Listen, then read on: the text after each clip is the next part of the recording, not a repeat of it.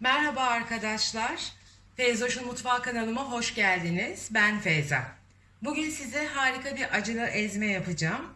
Daha önce yüklemiş olduğum o gizli sosu olan Antep salatasına olan rağbeti görünce bir de acılı ezmeyi göstermek istedim. Eminim birçoğunuz biliyorsunuzdur.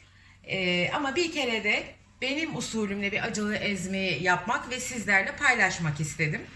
Tarifime geçmeden önce videomu beğenmenizi, kanalıma abone olmanızı ve bildirim seslerini açmanızı rica ediyorum. Videom yüklendiği zaman size hemen haber gelecektir. Desteğinize ihtiyacımız var. Hadi buyurun şimdi tarifimize geçelim. Acılı ezmemiz için öncelikle 2 adet kuru soğanımız var. 3 adet yeşil biberimiz, 1 adet kapya biberimiz, 2 adet domatesimiz, 2 diş sarımsağımız, 1 yemek kaşığı biber salçası, 1 yemek kaşığı domates salçası, 2 tatlı kaşığı sumak, 1 tatlı kaşığı pul biber, 1 çay kaşığı karabiber, 1 avuç maydanoz, 1 avuç da dereotu var. Çok basit arkadaşlar. Ev usulü yapacağız biz bunu.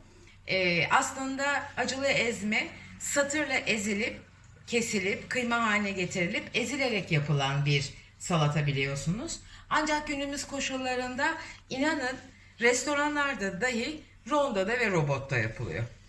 O yüzden biz de şimdi işin kolayına kaçıp soğanlarımızı rondonun içine alıyoruz. 2 adet soğanımızı biraz küçülterek ki ronda daha kolay çeksin. Rondomuzun içine alıyoruz. Bu kadar basit aslında. Bütün malzemelerimizi rondoya doğruyoruz.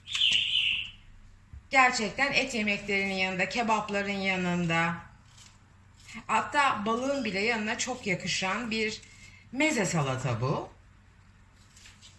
Doğuda, Güneydoğu Anadolu'muzda çok güzel mezelerimiz, salatalarımız var. Mutlaka bunları sık sık yapmakta fayda var. Bakar mısınız? Hepsi birer sağlık kaynağı arkadaşlar. Hepsi birbirinden vitaminli sebzeler. O yüzden bol bol yapmakta fayda var arkadaşlar.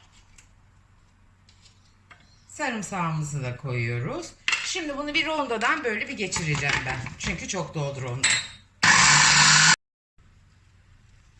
Biraz onları geçirdim. Mis gibi koktu bu arada. Harika bir koku var. Kısırla karışık bir koku. Şimdi salçalarımı ilave ediyorum arkadaşlar. Pul biberim, sumağım, karabiberim, 2 çay kaşığına yakın tuzum,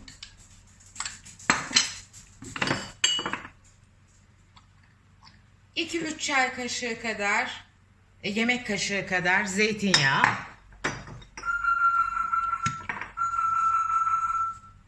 yine 2 yemek kaşığı kadar nar ekşisi,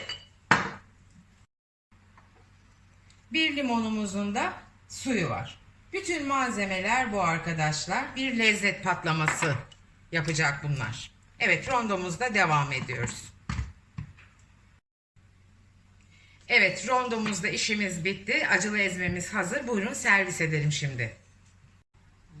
Mis gibi acılı ezmemiz hazır arkadaşlar. Sadece 5 dakikamı aldı.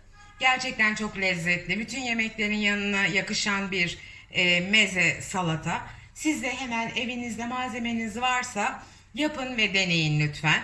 Tadına sizin için bakmak istiyorum. Şöyle göstereyim arkadaşlar.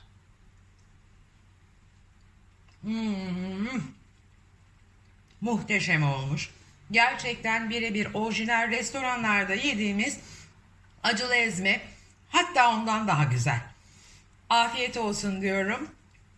Videomu beğenmenizi, kanalıma abone olmanızı ve bildirim seslerini açmanızı rica ediyorum sizden. Bir sonraki güzel tarifimizde görüşmek üzere. Hoşça kalın, sevgiyle kalın.